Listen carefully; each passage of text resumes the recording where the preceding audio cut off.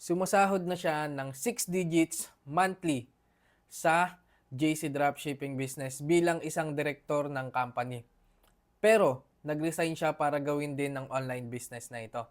At sa isang buwan niya na ginagawa niya itong negosyo na ito, ang Showmaking and JC Dropshipping Business, ay kumita na siya ng ganito. Hi, I'm Rene Aison. After a month of being unemployed, thank you, JC.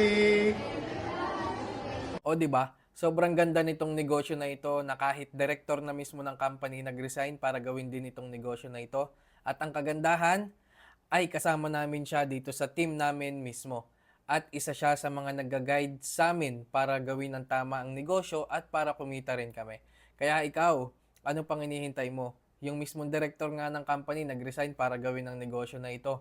At ang kagandahan, maganda ang pamamalakad at maganda ang guidance niya sa amin para gawin din ng tama itong negosyo na ito. Kung gusto mo dito sa team namin, i-message mo ko para matulungan kita at para maturuan ka din namin at makasama mo rin itong nag-iisang dating director ng company ng Showmaking at ng JC Dropshipping Business.